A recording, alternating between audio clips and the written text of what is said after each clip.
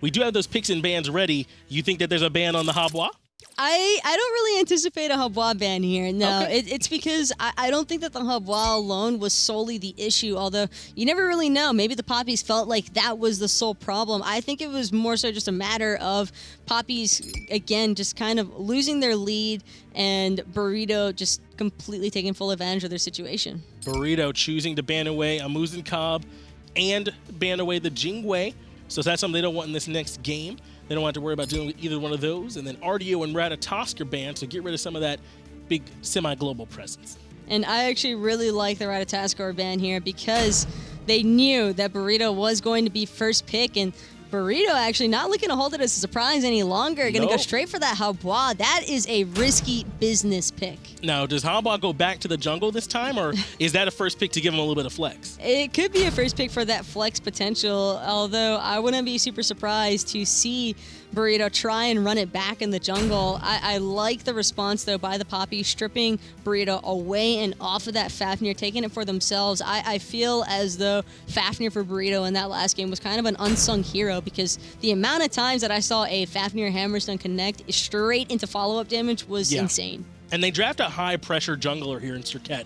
Is that an answer to the jungle Hebo, or are they just trying to have pressure on the map? I think that's just looking for pressure on the map and just trying to show presence, period. I think if they wanted more of a direct counter, they could have gone along the Fenrir route, but feeling more confident he can ride with the Serqet. wave. He can surf the wave, He's right? going surfing sometimes. Sometimes you're just eating that damage, though, straight to the face before getting that brutalized combination off. But I still really like the Serqet selection, because you would expect the Serqet to pick up a blink and then having that engagement possibility alongside a follow-up from Fafnir or Raijin is always a good look. And they get their own big follow-up damage, just as you said, on the Raijin. That's going to be the mid lane pick for Papis, as they do ban out Scotty and Geb, turning an eye towards that duo lane, limit some of the options for them, as they go ahead and pick up Hu Yi, who's one of the top picks right now. And Hu Yi also just going to provide a lot of space control. Oh, yeah. Of course, you can never really count out the Suns. Those Suns, whenever they start crashing down, you remember just how much that slow can really impact a team fight. It feels like so much, doesn't it, when you're in it? It's terrible. It's absolutely horrible to deal with. But Burrito actually feeling a little bit confident with this one, taking the Apollo into the duo lane instead. The Apollo, the Habois, feels a little old school coming from Burrito, but I mean, it worked for him in game one, so I'm certainly not going to knock it till they try it. Cabrakan, though, is the lock-in for Papis, and that's looking like it's going to be solo. I do have to say, though, this is a significantly better draft from Papis in this game. A lot of pressure, and I think that's where the Papis flourish best. They seem to be really strong at establishing early game leads. The times where we have seen them have success against top or higher rated teams, it's been because of early pressure drafts. And I agree, you're not going to get much more early pressure than like a Cabrakan Serqet. I don't know if I want to take that two-man fight with them over there by the solo jungle. That's a lot of damage early. And another thing to keep in mind as well is that for Burrito, a lot of their draft, sure, it's great when it comes to a team fighting composition, but when you're looking at it directly from the laning phase point of view, most of what they have is counteracted by the Papis as far as direct 1v1 matchups are concerned. And I like this for Dracomarino on this Fafnir as well. Not just that Burrito had Fafnir last game, so it was helping them, but he was on the Khepri. He had to play almost a true support with the Khepri. They really don't have a chance to be aggressive or go in and be the one making the calls. Fafnir gives Dracomarino that option. And I think that Dracomarino on that Fafnir as well is going to play a little bit more in favor, considering he likes that aggression, or at least being able to dish it out. Speaking of which, Dzoni taking a whole lot of poke out of that death bane from Dheylo and the creeps. And there was no way for them to interrupt Creed. He just continued to pound at the earth, and there was no way for them to respond to it, but they get good poke damage back onto him while he was rooted in place. Papis instead is going to have to go back and secure their own blue buff, while Warchi, who start here in the mid lane along with Dracomarino, and they let MrNazer go get the solo farm and duo, they're going to get the elementals. Sometimes you just try to switch it up, and if it works, it works. And right now, MrNazer seems as though he's kind of benefiting from having that Raijin in the duo lane. He has really strong lane clear. You know that a Raijin's going to have full lane clear by level 2, and being in duo lane by himself provides him to hit it even faster. And Kespainify, almost a full wave, is sitting under the tower now as he started at that red buff. Now rotating in and trying to meet up with it while MrNazer goes back to his red buff. So things, as you said, probably starting off in favor of MrNazer with that strong clear that he's able to get early on. But we'll see Kespainify be able to rotate over and have a big impact once he gets a little more online as Warchi dashes in aggressively. Really like what Kespainify was doing just then, though, with freezing the wave. That is so important. A lot of teams tend to kind of overlook this sometimes, but that's going to force MrNazer to having to push up probably a little bit further than what he would want to. And Kespainify gets some great poke out with those autos. And look how low Creed got over here in the solo lane. He and Dheylo were pushed all the way under their tower by the pressure from Sibi and Dzoni in the lane. So when they backed off to go get those camps, they came back in, and Sibi and Dzoni established control over the lane. Now they push it in, and they're free to rotate, but there's nothing up in the jungle for them to take. And Creed right now, alongside of Dheylo, just trying to safely clear as much as possible, knowing that Dzoni is lurking around this jungle means that Dheylo's not really trying to take any chances, doesn't want Dzoni to just get some of that snowball mentality going. And they really must have had some slows chained up on him too, because Creed's sprint's on cooldown right now. His relic won't be available for about another 90 or so seconds, just to try and get himself away from harm. Probably won't do too much damage for him though early, as right now there aren't very many buffs up on the map as Kespainify keeps getting pushed down under tower. And MrNazer just handing it to this Apollo right now on the Raijin. Meanwhile, FaraKrik dodging out that ricochet from Warchi. If that stun had connected, that would have been a pretty big chunk out of his health bar. Not a whole lot of health in those mages early on. Now with Apollo, we don't get to see him a whole lot. Do you always take the ultimate right at level 5, or do you ever level up your 1 and try and get more clear? It all depends on how you're feeling in the lane. Speaking of which, Creed right now looking to take his chances, dropping that Cabrakan wall on top of everyone, but Johnny's ultimate not dealing the damage that it needs to just yet. However, the water cannons are. The knockup was good for him. He hit 2 members, but still ends up getting punished as Warchi rotates into the teamfight, gets first blood in favor of the Papis. This time, Sibi, though, gets the slow off on the Creed, but he's alone. He can't keep pushing in, and he'll have to back up. And Sibi, that was such a crucial moment for him. He wanted to follow up with Dzoni. He knew that Dzoni was going to ult forward because he couldn't ult backwards since that Cabrakan wall was in place, but just unable to help his jungler. Unable to help out, and Dzoni takes a spill. A different start here for the Habwa jungle from what we saw last game, where it was able to do pretty... It maybe didn't start off super fast, but it definitely got out of control. So Papis might be looking to try and make a point of shutting down this Hebo jungle. I think that's the primary reason why we're seeing Warchi in the mid lane, actually, alongside of Draco, just because those two can have really great clear early on. And you brought it up earlier. We didn't really get to talk about it because of the fight that just happened, but you don't always take that ultimate at level 5 as Apollo. If you feel pretty safe in that laning phase, you can usually put a point into your So Beautiful, and that way you clear the wave very efficiently, having 3 points in that. And that's some flexibility that Apollo is able to get. And once you do level up the ultimate, you really don't have to put that many more points in it later, too. You kind of just want to be able to fly around on that chariot. So Kespainify will have some options about how he wants to level up his abilities and where he thinks he needs to have his impact in these engagements going forward. Probably not enough mana right now for Kespainify to rotate around the map as freely as he would like to, although he will get anywhere almost certainly faster than Warchi, and he's actually 2 levels ahead of Warchi because of the fact that he was solo clearing this dual lane farm. MrNazer also just a little bit behind Kespainify in terms of levels, despite being the one that was over here with them. Now, though, they've kind of switched it back up. Looks like Warchi's going to come back to the dual lane now that they're out of the super early game, and they don't have to worry about that just immediate wave clear and then the pressure you get as everyone's getting pretty close to being able to clear the wave pretty easily. And Dheylo kind of just lurking around, waiting for that hammer stun to connect, actually looking for the commit. Good now. knock-up. Strong knock-up out of Dzoni, actually going to force out the Aegis, but now it's the Tycho Drums, but Dheylo's getting erased for it. Warchi also cleaned up Fusify on the left side of the map as Dracomarino cleans up Dzoni, so 2 members end up falling across the whole map in favor of Papis, and only Burrito only able to kill 1. And that was actually an excellent kill for Warchi to acquire what I believe was actually a 2v1 scenario. Yeah, I think so. I think Warchi came over here and was able to clean up that kill even against Kespainify, as well as his support had his back as well. And the middle lane ends up being a 1-for-1 trade. Papis now the ones on top kill-wise and gold-wise. They're sitting on top of about a 1,500 or so gold lead. Dzoni, though, just really making Dheylo regret jumping into him to begin with. And Warchi just looking for those cheeky ricochets. This is what you expect from a Hu Yi, especially against an Apollo. Apollo being one of the easier dashing characters to catch out with that Hu-Yi kit combination. And now Fusify has to rotate over in response to Dracomarino's continued pressure on the dual lane side of the map. Kespainify still staying up pretty far. Trust in Fusify with that ohm to keep him safe. He will eventually dash on out of there. Oh, the triple bounce from Warchi, though, catching Kespainify back in. That's a little bit of RNGesus coming into play, but Warchi, he's still more than happy to have that one at least be shown on stream. Yeah, and Warchi's been playing real well this game. He's 2-0-0, had a big impact on the team fight over here in the solo jungle, gets the 1v2 against Kespainify, and I believe Fusify it was, in the duo side jungle. So he's showing up pretty well for Papis in this game, and that's a big bright spot for them when they also have like the late game Serqet they can fall back on too. It'll be tough for Burrito to deal with. It's always great whenever Warchi is able to establish a lead, because that just means that the Papis don't have to worry so much about rotating to that dual lane side of the map. They can just put a little bit more focus onto the solo and mid. And Warchi, it seems like game number 1 was the warm-up session for him. He's looking to go all in this time with the Hu-Yi. He is playing aggressive. He commits his ultimate, though, for the clear onto the mid anyway, so he can be free to rotate a little bit out.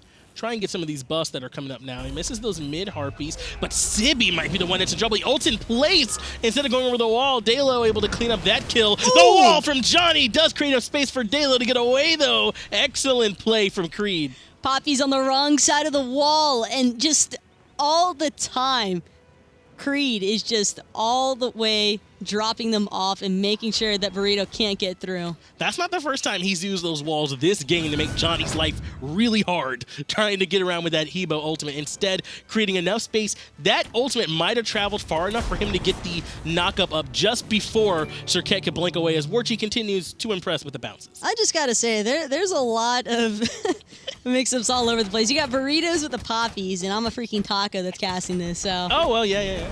It's all over the place right now. But Fusify, speaking of which, getting stunned out right now. Just looking to get away. A lot of pressure from the Papis.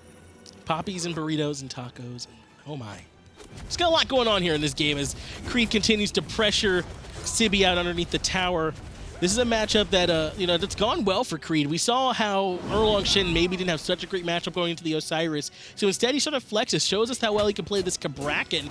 Sibi now, the one that's looking to go aggressive, gets the stun off, but they're just going to keep slapping around. There's only so much that Sibi can do, though, against Creed on this Cabrakan. Cabrakan is just tanky enough to really prevent Sibi from trying to do what he wants to do as an Osiris, and that's just look for the free in-hand poke. Creed going to synergize especially well with Fafnir, whose main form of crowd control, that hammer, can be a little bit tough to hit. I mean, we trust these SPL caliber players to hit it, but it is kind of a narrow hit box. Creed does provide some extra crowd control with the wall, with the stun. He actually has 2 stuns that can kind of benefit that a little bit better and free Dracomarino up to play a little more aggressively, as MrNazer and Draco do poke out Fusify pretty well. And MrNazer not having that teleport available, actually in a decent amount of danger here, able to Aegis out that supernova, but it's Dzoni making an appearance. FaraKrik gonna get the credit for that one. Oh, he gets it only to find there was a Hebo waiting around the corner. Dracomarino does make it over the wall, but Lord of the Afterlife available for Sibi to clean that one up. So what looked like good poke on the Fusify turned into a quick double kill in favor of Burrito. That was a great rotation there by Burrito, able to take out 2 members of the Papis, and with Gold Fury being up, wouldn't be surprised to see Burrito maybe try and pull this one, although Warchi does have the pressure in the dual lane, meaning that Fusify and FaraKrik are just going to try and rotate over to help him out. And we saw Fusify go over into the lane to catch Warchi if he tried to jump in. The beats were good, though, to keep him alive. Warchi has been playing excellently so far. Dheylo's here, though. Lots of low health bars, blinks in, gets the poison off onto Kespainify, throws him back towards Warchi, but without he wasn't close enough to do any return damage, so Kespainify will live. That was a great shell by Fusify, saving the life of his hunter, no doubt about it. And with the buffs respawning, Burrito, they're not able to get the Gold Fury off of that 2 kill in the mid lane, but still holding their own and at least closing that level and gold gap. 3 to 4, though, are the kills. Papis ahead, at least in that regard. About 11 minutes in right now. They got about 1,000, maybe 1,200 or so gold in their favor. Experience lead much closer. Everyone on the team staying pretty close. And this is what we expect. Burrito and Papis are so evenly matched right now that I mean, we're going to get a good set from him. It'll be this close. And we need to see a little bit more. If Papis don't want to find themselves in the 8th place slot, then they need to come away with a win, maybe even look for that tiebreaker potential to come out on top, because you don't want to be the last seed heading into the gauntlet. Adding that Challenger Cup match onto the already grueling path that you have to take just to get a spot at Super Regionals, where, hey, Obey, Dignitas, Elevate, and Rival are already hanging out. So it's a tough path as it is. You just don't want to have any more games on there than you need, as Kespainify narrowly avoids the stun from Warchi to lock Dracomarino in place. MrNazer's here. Suns are here. Fusify is no longer here as he goes back to base. Gold Fury still available. No one else really even on the map to try and help contest it. Only FaraKrik who could have a say. Kespainify did have to back to base, but he is Apollo. He can maybe look to try and ult his way over, but it's not going to make a difference. Supernova was dropped by FaraKrik, but just a little bit too late. Papis just burned that Gold Fury so fast. It actually looked like Papis are going to bring it back closer to FaraKrik, too. So that was kind of scary for a moment, but they were able to secure it. Warchi getting credit for that last hit. Now with 5 kills, now up 3,000 gold or so. They look to also rotate over here, do Burrito to start up the Portal Demon. Creed getting poke out onto Sibi one more time. Drops the ultimate solo onto Sibi this time, but Dheylo is around. Lord of the Afterlife going up into the air. Sprint used to try and get away as well, as Dracomarino's in trouble on the back end of the fight. Sibi running back towards his team, but it's not enough. Creed cleans that one up as Dzoni takes out MrNazer, and Creed falls as well. Creed, though, trading out his own life solo for solo, but right now it's Burrito on the slight upper hand. Warchi trying to eliminate Dzoni, and with that hammer stun by Draco, that's going to be enough for Warchi to land his own. And now, an even 2 for 2, except Burrito are pulling the gold or the Portal Demon. And it looks like they'll be uncontested at this Portal Demon. No one around to slow down Kespainify or FaraKrik. Warchi rotating in.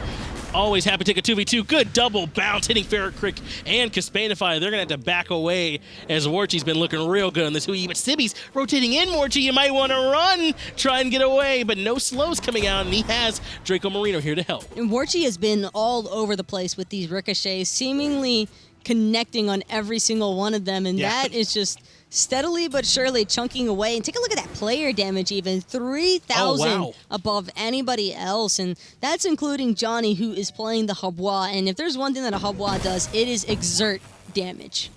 Warchi playing very well on this Hui right now, sitting 4-0-0.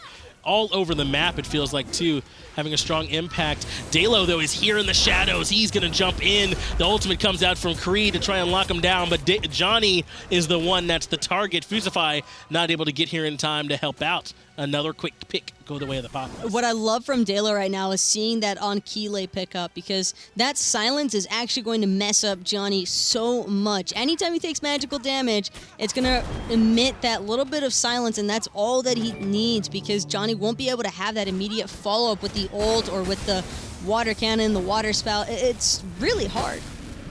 Keeley is a good item, also providing, some protections too, just to make him a little bit more survivable when he jumps on in. Looks like they want to rinse and repeat over here. Dheylo going in onto Sibi, who's getting a little bit low, but he's able to get away no problem on that solo lane side. But that's what I've been seeing from Dheylo, it feels like, all game. He's been trying to help put pressure onto Sibi.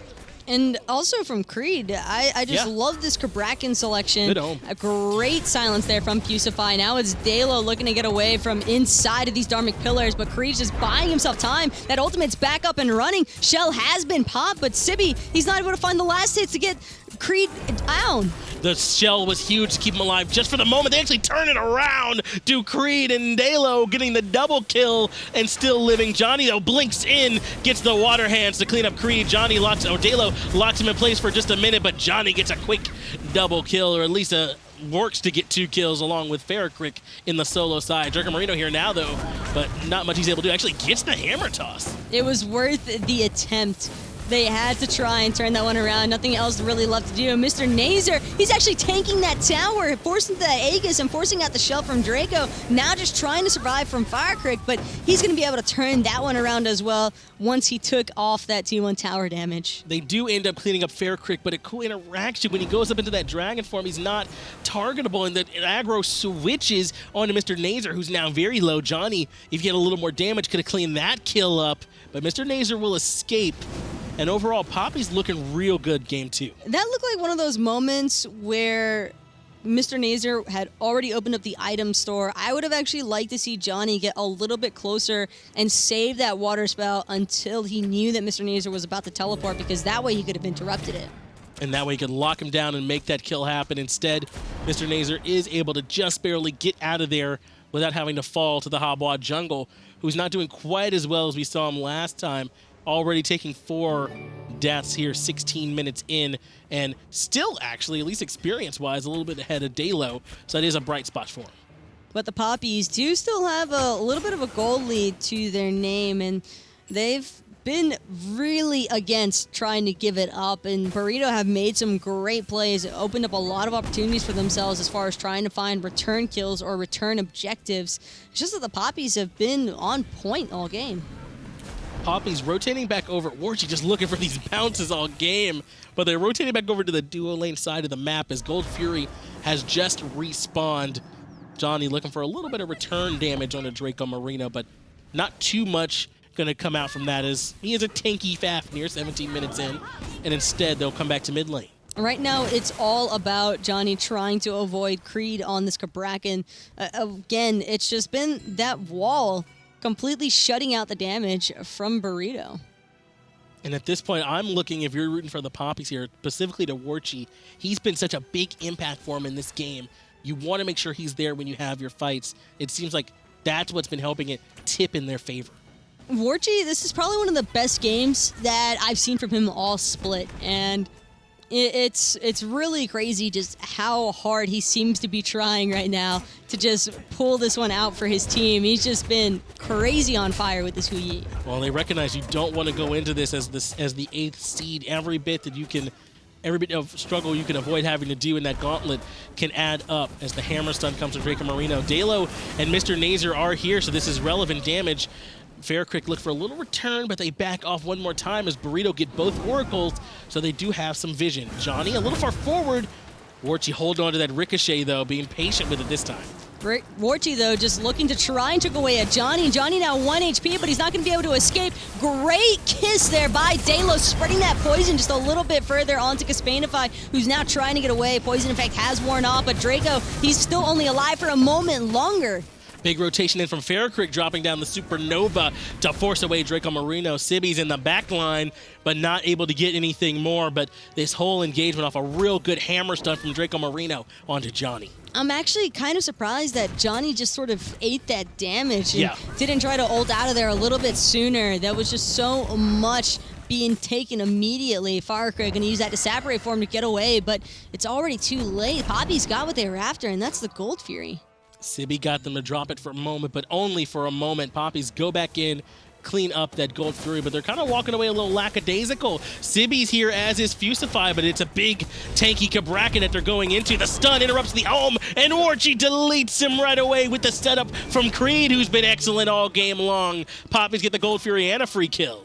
This setup for Warchi, as far as the stuns are concerned, are just devastating Burrito right now. And Burrito actually not looking to be down and out for the count. Tried to pour that Portal Demon, but with only 3 members right now, they don't feel comfortable doing that. FaraKrik forced into that to separate form and forced underneath his T1 tower.